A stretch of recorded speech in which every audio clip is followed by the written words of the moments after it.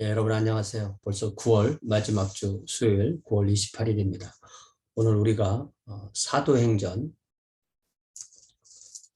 5장 12절부터 32절까지 함께 나누면서 주의 말씀을 듣겠습니다. 자, 우리가 지난주에 본 내용은 모든 예루살렘 교회 성도들이 자신들의 부동산을 팔아서 사도들의 발 앞에 갖다 두고 사도들이 그것을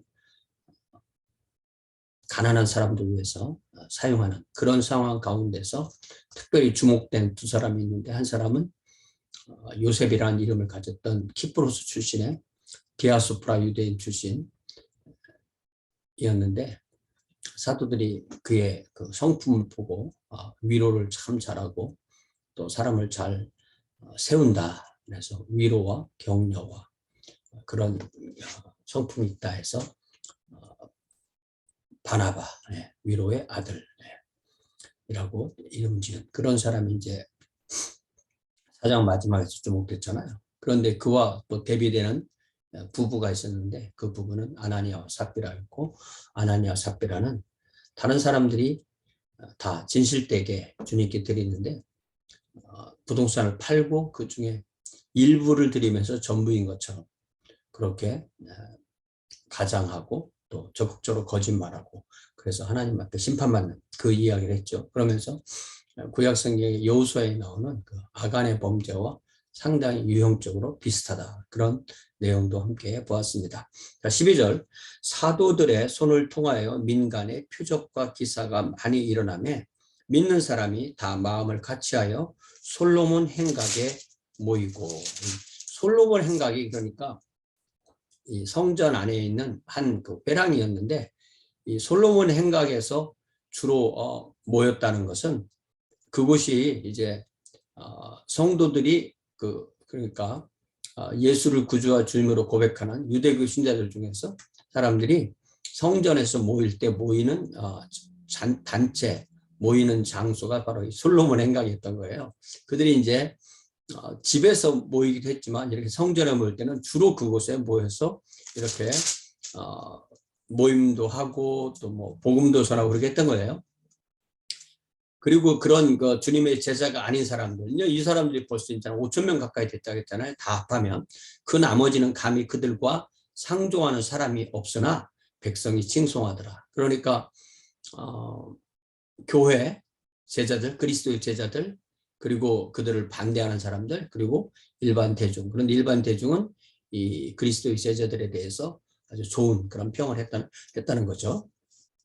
이제 14, 15, 16절에는 이 사도 베드로를 위시한 이 사도들을 통하여서 그 사람들이 병이 낫는 이야기가 나옵니다. 믿고 주께로 나오는 자가 더 많으니 남녀의 큰 무리더라. 네.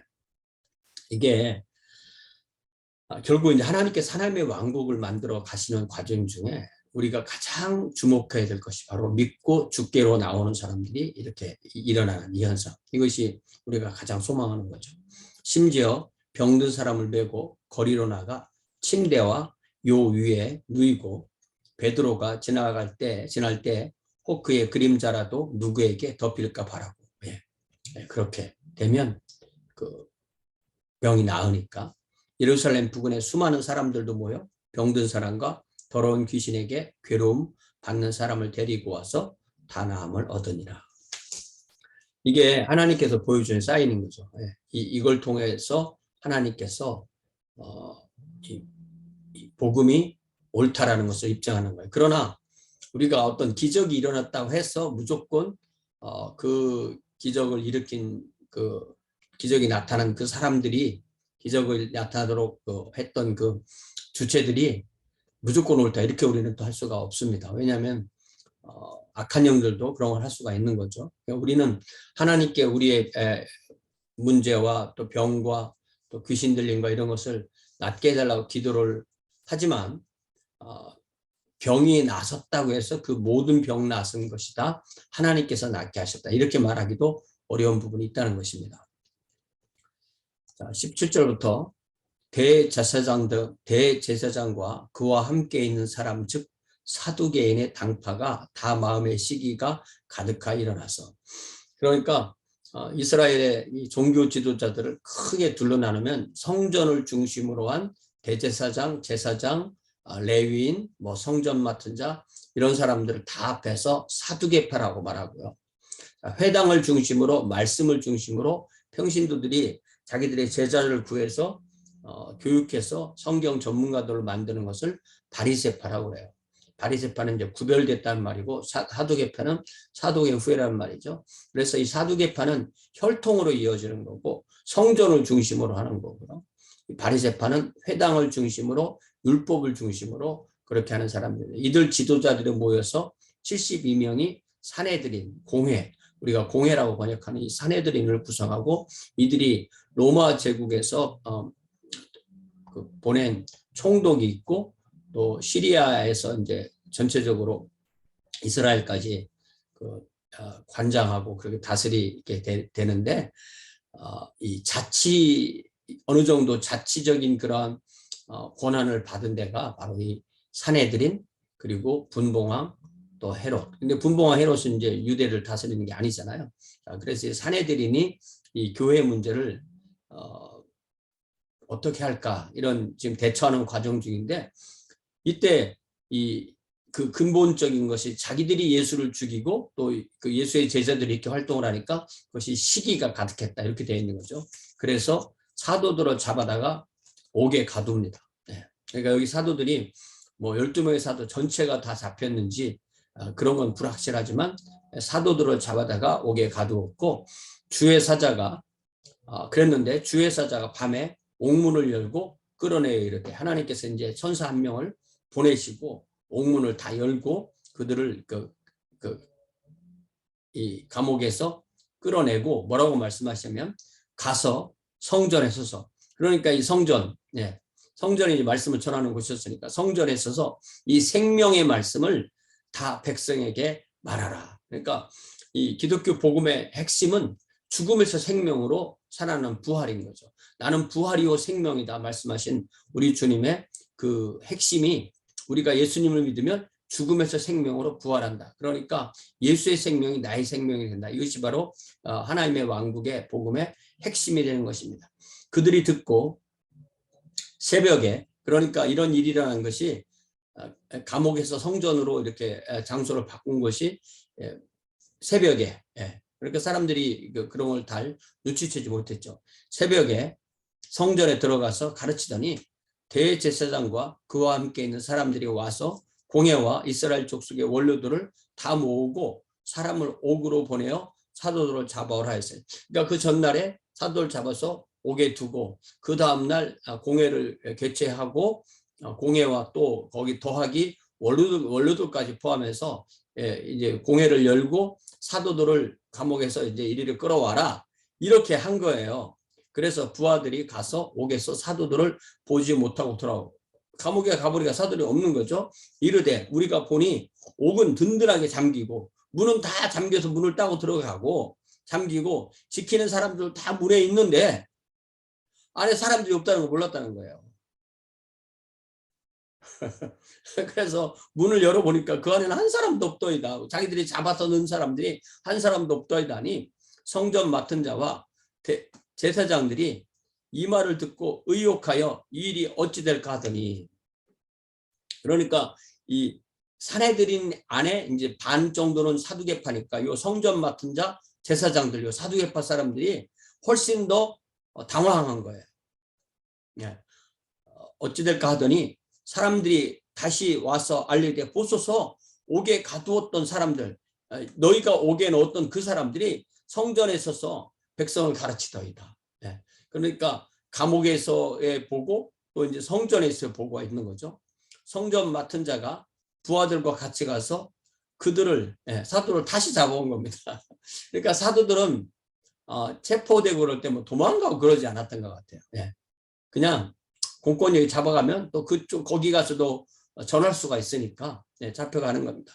강제로 못하면 백성이 돌로 칠까 두려워합니다. 백성이 이 그리스도의 제자들을 그 길을 따르는 제자들을 이렇게 좋게 얘기하니까 그러니까 이 여론을 이기는 정치가 없다는 거죠. 예.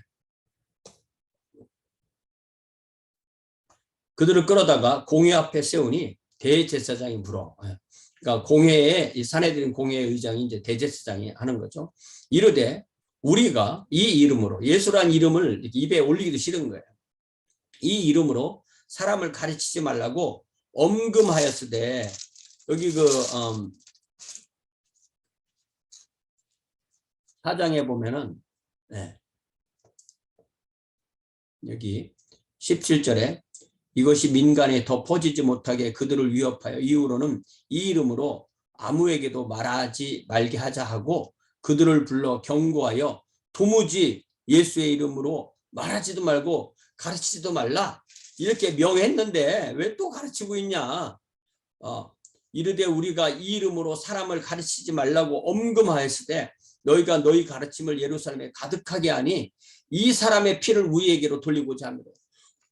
자기들이 예수님을 십자가에 못 박게 해달라고 빌라도에게 해놓고 자기들은 아무 책임 없다. 우리와 우리 후손에게 이 피의 책임을 돌리게 해놓고 지금은 이제 아무런 이 예수의 피와 우리하고 상관이 없다. 이렇게 얘기를 하는 거죠. 참 뻔뻔스러운 거죠. 베드로와 사도들이 대답하여 이르되 네, 사람보다 하나님께 순종하는 것이 마땅하다. 이 4장 아까 읽었던 17절 18절 다음에 베드로와 요한의 대답이 하나님 앞에서 너희 말을 듣는 것이 하나님의 말씀을 듣는 것보다 옳은가 판단하라. 요 말을 줄여서 말하면 사람보다 하나님께 순종하는 것이 마땅하니라 이렇게 되는 거죠. 너희가 나무에 달아 죽인 예수를 너희들이 신성 모독의 제명으로 예수를 사형에 해당한다고 판정을 내려놓고 빌라도에게 데려가서 빌라도에게 로마에 반역하는 왕이라고 말하는 반역자라고 해서 이 로마의 그 사형의 틀인 그 십자가에 나무에 달아 죽인 그러니까 여기서는 그 주체를 너희 그러니까 이 유대교 사내들인 지도자들을 말하는 거죠. 너희가 나무에 달아 죽인 예수를 성자 예수를 우리 조상의 하나님이 살리시고 성부 분명히 성자 성부 성자가 나오죠. 이스라엘에게 회개함과 죄사함을 주시려고 그를 오른손으로 높이사 주님이 되셨다는 거죠. 임금과 구주로 삼으셨느니라. 우리는 이 일의 증인이요 하나님이 자기에게 순종하는 사람들에게 주신 성령도 그러하니라. 그러니까 여기서 성부, 성자, 성령께서 함께 일하시게 나오죠. 성부 하나님이 십자가에 죽으신 예수 그리스도를 부활하게 하시고 이 모든 일을 증언하는 사도들에게 함께 하셔서 예수를 증언하고 그리하여 하나님의 왕국을 확장하는 그 일을 하도록 하는 분이 바로 성령 하나님이시다. 이렇게 되는 거죠. 이게 이 본질은 이 복음의 본질은 어느 시대나 어느 곳에나 똑같습니다. 그곳에서의 그곳의 특징이 이렇게 섞여 들어가긴 하지만 이 본질은 다 똑같은 거예요. 그것이 바로 뭐냐면 생명의 말씀, 생명의 복음, 죽음에서 생명으로 옮겨지는 부활의 복음. 삼위일체 하나님이 하시는 사람을 살리시는 그일, 사람을 그리스도 안에서 새 창조하시는 그일. 그래서 우리를 이 세상 왕국에서 하나님의 왕국으로, 죽음에서 생명으로, 영원한 죽음에서 영원한 생명으로 그렇게 하시는 그렇게 하나님의 왕국을 확장시키는 하나님의 사역, 하나님의 선교, 하나님의 일에 우리가 이렇게 부름을 받고 우리가 그 복을 받게 되고 그 사명을 갖게 되는 것이죠. 그래서 이런 생생한 그림을 이 사도행전을 통해서 아주 초기의 그림을 우리가 보는 것이 우리에게는 어떤 우리의 그 본류를 찾고 핵심을 찾고 본질을 찾는데 핵심이 되는 줄로 믿습니다. 우리에게 이러한 핵심의 아주 그 본질적인 것이 살아있는 그러한 저와 우리 모두가 되기를 주님의 이름으로 부탁을 드립니다. 사랑의 아버지 하나님, 오늘 이 사도행전 말씀을 다시 읽으면서 주님, 우리에게 이 생명의 말씀, 생명의 복음, 또 사망에서 생명으로 옮겨지는 이 부활의 생명을 주신 이 은혜를 참으로 감사합니다. 주님, 그렇기 때문에 우리가 언제나 어디서나 선교의 하나님을 따라서 선교의 백성이 되는 귀한 삶을 살 수 있도록 인도하여 주옵시고, 우리가 이 복음의 핵심이 우리의 삶과 우리의 섬김과 우리의 일상에서 드러날 수 있는 귀한 주의 자녀들로 복내려 주옵소서. 예수님의 이름으로 기도하옵나이다. 아멘. 네, 고맙습니다. 오늘 주일은 10월 2일이죠. 10월 첫 주 주일 예배, 또 연합 예배로 모이고 성찬식을 또한 거행하도록 하겠습니다. 고맙습니다. 주일에 뵙겠습니다.